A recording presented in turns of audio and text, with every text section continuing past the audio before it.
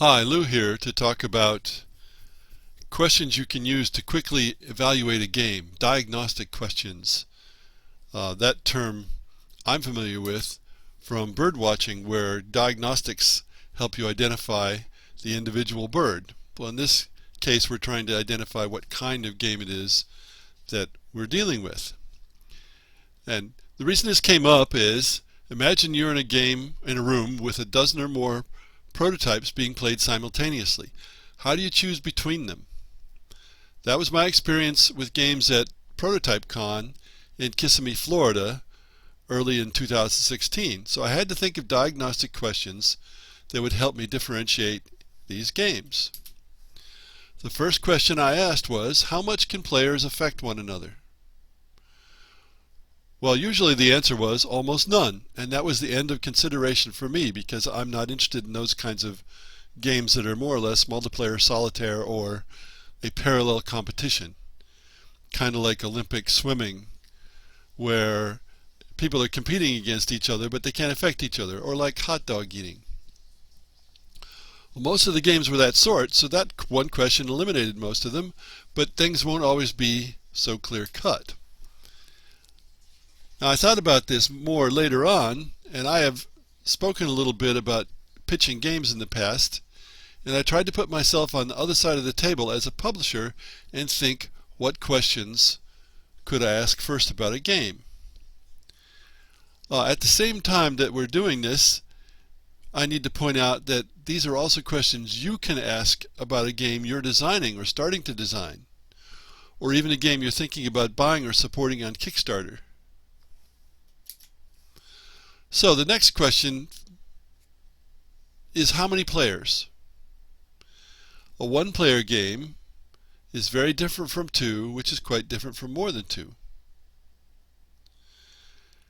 Keep in mind also the difference between multi-sided, where there are at least three separate interests, and team games, where you have two teams with more than two players participating amongst the teams. Then you also have games for really large numbers, say more than 7, which are often of necessity party games. Of course, you can look at a massively multiplayer online game as a game for really large numbers as well. A corollary to this question is it a solo game or is it a cooperative game? A cooperative game is really a solo game for more than one player. Yes, there's more to it, but in the essence, that's what it is. It's a one-player game. Another question to ask is it a war game or not a war game? And of course, many people won't play war games. This question also tends to indicate the level of direct hindrance or harm. In war games, you're going to have pretty strong ways to affect the other player or players. Another diagnostic question, how long is the game? Well, many players have their own preferences about that, and they won't, for example, play a game that's more than an hour long.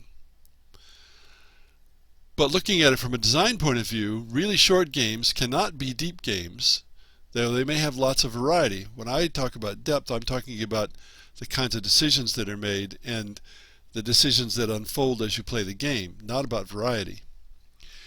You'd hope that long games, say 2 or more hours, have a lot of depth of some kind, but that depends on how well designed the game is. For example, Munchkin has very little depth, but it can take hours to play if there are a large number of players. 5, say. Of course, your idea of short may not match another's, so ask in terms of minutes. Notice that these questions are not about mechanics. There are more important things in games than the mechanics. And those characteristics, like what I've had in the questions before, more certainly identify the kind of game than the mechanics do. You can ask about individual mechanics when you've narrowed down what kind of game it is. Of course, in the end, the ultimate complete question is, what does the player do? But you'll rarely get a complete answer from a designer, because many designers don't quite realize what the player is really doing, or perhaps I should say, they assume players in all games do whatever it is, so they don't even mention it. And of course, this is the question publishers most want an answer to as well. What does the player do? We could add more questions, but after asking these, you'll likely know quite a bit about the game and about whether you'll like it. Thanks for listening.